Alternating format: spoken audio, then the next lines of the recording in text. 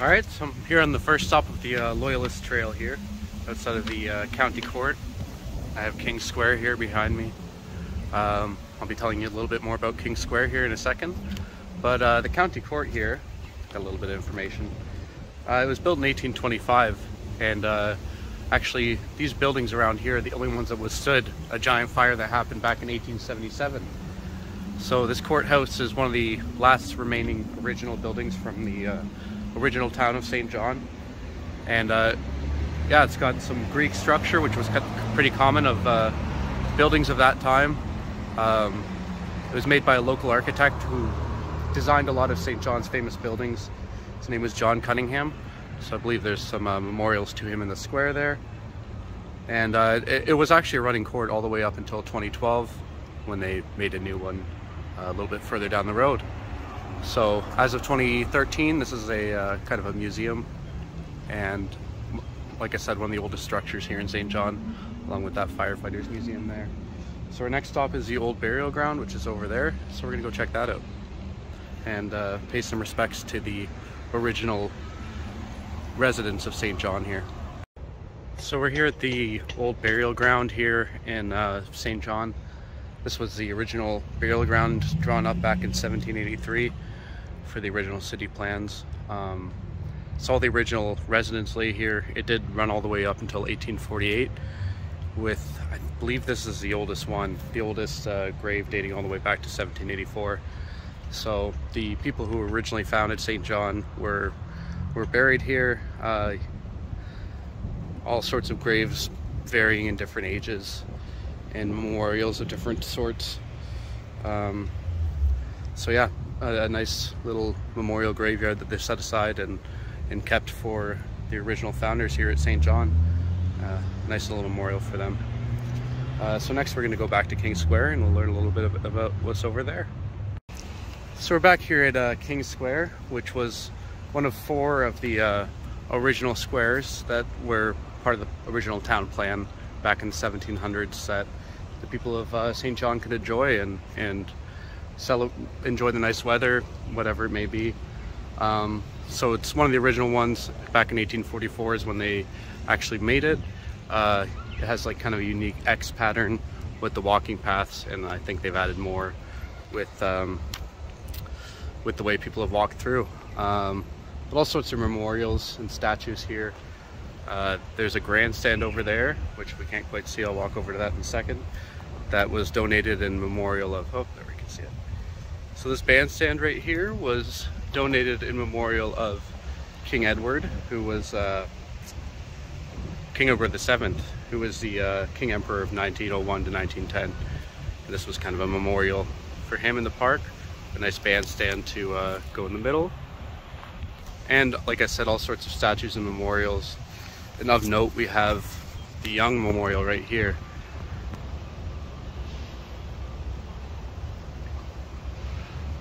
And this memorial was erected for Frederick Young for his efforts to save a drowning boy back in, I don't know what year. 1890 it says. So 1890, Frederick Young went to rescue a drowning boy, and I believe his efforts were not successful, but they wanted to memorialize him, and this is one of the notable memorial statues that they have here at King Square. So as you can see, it's kind of a bustling place, lots of people out enjoying the sun. But yeah, it's still being enjoyed to this day, almost 200 years later, 180 years later. So very good thing to see that the original city designers had, you know, the people in mind.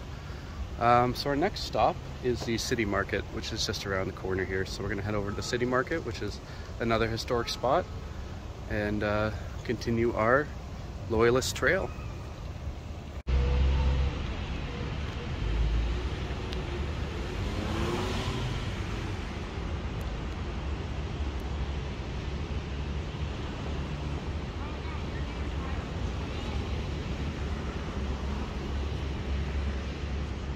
It's a fair concept.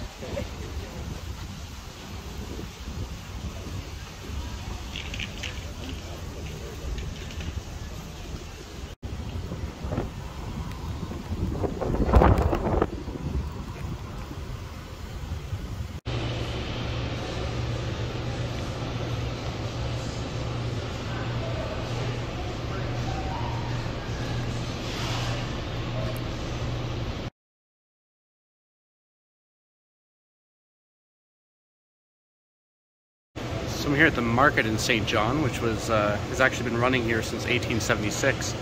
So it's Canada's oldest market, and you see some signs that say stores that were established in 1895 and such. So you have some original stores here. It's really neat. Lots of places to grab a bite to eat. Outside we actually have a figurehead. As you can see, the top is kind of designed like a hull of a ship. They wanted to have that design, so they actually put a figurehead of a ship outside. So we're gonna go check that out next.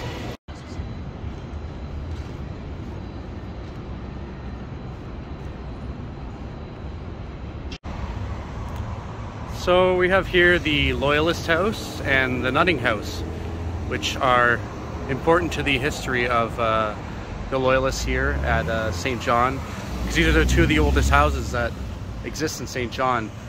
The Loyalist House being one of the oldest wood houses. Back in 1810 it was erected. The Loyalists lived there. And the Nutting House being the oldest brick building, which was erected back in 1819. So two of the oldest buildings here in St. John, very important to the Loyalists here. And the Loyalist House here has actually been recognized by the Americans as an important historical site for them as well. So you can go in there for an admission fee. I'm not going to right now. I have enough of a tour to do it without that. So we're gonna head behind me here over to the old church. I'll catch up to you a little bit further down. So we're here at St. John's Stone Church, which is a church that was erected back in 1825, one of the oldest, or the oldest stone church in the area, which kind of gave it a nickname of just Stone Church. They just called it the Stone Church because it was so unique that they had a stone church all the way out here. Stone's expensive out in New Brunswick, especially all the way back then. So oldest church in New Brunswick. Looks like they're kind of doing some construction, so I don't think I can go in, but usually you can go in and get a little bit of a pamphlet and some information. But there's a little plaque over there I might go check out, and we'll continue our trek. This here is Carlton Avenue that we're on now, and we're gonna go a little bit further down. So now we're here at the St. John Art Center, which is a bit more of a modern building. This was actually made back in 1904 with funding from Andrew Carnegie. He made about 2,000 public buildings in North America, and this was one of them. Just a beautiful art gallery. Like I said, a more modern building along the Loyalist tour, but I think it was just along the way and kind of a cool thing to see. So I'm not going to spend too much time here. Once again, not going to go in. Got a little bit more to see on the tour, but we're going to continue on our way. So our next stop here is the Chipman Hill Suites, which were finished back in 1857. As you can see, they look kind of basic, which was typical for some of the more extravagant buildings of the time. They wanted to save their extravagance for the inside, so they kind of leave the arches and the doors are very well carved and well designed. Yeah, so a good example of some of the extravagant early apartments or buildings that people lived in. I'm not sure how many people lived in here initially, but it was made by a couple brothers, so maybe they were the only ones inhabiting these giant buildings here. So yeah, kind of another cool piece of history during the Loyalist period here in New Brunswick. And next we're going to go down to City Hall. So we're sitting here outside of the kind of crossing between Old City Hall and the new City Hall structure that I don't know when it was built. The original City Hall being built back in 1830. So you can see it's kind of modern looking for that time. It's got its Greek arches though, which were very typical of government buildings in that time, it seems, especially in this area. So sorry about the trees blocking the way a bit, but we've got the old City Hall here and the new City Hall kind of over there. Then across the street there, it's a new BMO now, but at one point that three-story building across the road there, I'm gonna have to read this, was the site of Barlow's Corner, which was erected by James Putnam. And when he died back in 1784, there was like a strange sale that went on. So what happened was a man named Ezekiel Barlow. So what happened was Putnam died and the lot was sold to Ezekiel Barlow, who had to comply with some unusual terms of sale. The price was 2,000 in Mexican silver dollars to be counted in coin before lawyer Ward Chipman. So to the great merriment of the public, according to this, he procured a wheelbarrow and pushed his considerable load up Chipman Hill to the lawyer's office, which Chipman Hill is a pretty steep hill. So pretty entertaining little story and a little history behind that building there. All right, so next stop is the Market Square, which is just across the road there. And I'll be able to get a better view of the courthouse from there, or the city hall. So I'm here in Market Square in New Brunswick in St. John, and this is another historical site along the Loyalist Trail.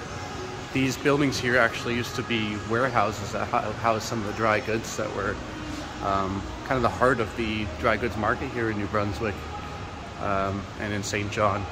So these old buildings, they were constructed or repaired immediately following the Great Fire and are still used to this day as restaurants, stores, whatever it may be. So another historic place, and next we're going to go to the Market Slip, which is part of the Market Square, but it's actually the first spot the Loyalists landed, so we're going to go check that out.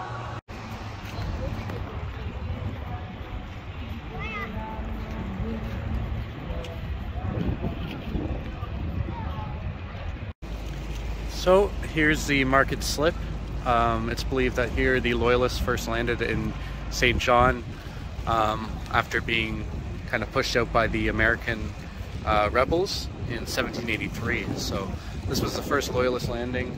It used to actually extend all the way out here, and it made it easy for the ships to unload into these warehouses here.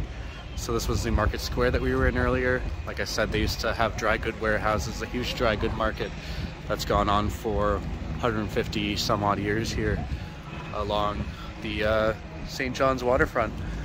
So ever since the Loyalists landed here to now, it's been a bustling place, a very lively city, and as you can hear, there's music in the background and all sorts of stuff. So yeah, kind of a cool area as the first place that the Loyalists landed. And next we're going to go to the general store, which is just around the corner, as like everything else in this tour. And a lot of stuff under construction right now, but it's nice to see it being taken care of. So we'll catch up to you soon. So here we have Barbour's General Store, which was actually in a crossroads about 90 miles north of here, but the original Barbour's, which was at this location, burnt down in the Great Fire back in 1860s, or back in 1877. So yeah, it's they decided to bring this one in to commemorate Canada's 100th anniversary back in 1967, and the company's still going as Barbour's, so it's kind of cool that they brought this back to its original spot where the company was founded by the by, I guess, probably Loyalists. All right, we'll go continue our tour though. So we're here at Vassey's Corner, which was formerly occupied by General Benedict Arnold, who was a famous Revolutionary War soldier, up until 791, when the townsmen didn't like the way he did business and his dealings, and they apparently burned him in effigy. So they erected this building in 1878 for James Vassey, for the diamond merchants, I believe. And yeah, nice piece of history where I guess the last place of General Benedict Arnold, who I guess was a Loyalist soldier. I'll have to do some research and get some updates on that. But Vassey's Corner here, another historical spot in St. John.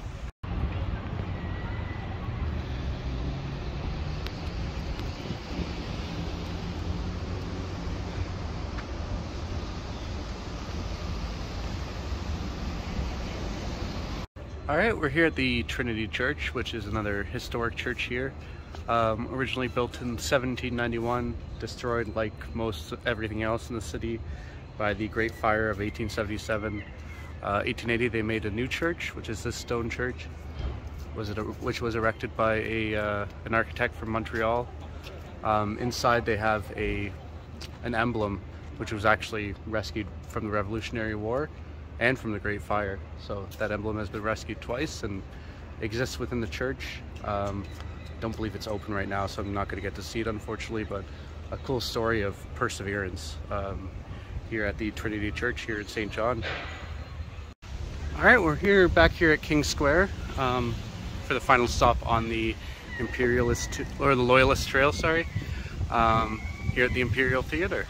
So this was erected all the way back in 1911, and it's hosted some great acts through the years. And it continues with the architecture that's already existing in the square, so it really didn't do a disservice to the area. Keeps up with the beauty of King Square and the beauty of St. John. So definitely worth doing the Loyalist walk, the Loyalist Trail, if you ever get a chance. And as you can see, it's just beauty all around. So I'll catch up to you later. I'm gonna head back to the harvest or the Boondockers now. So we'll see you there.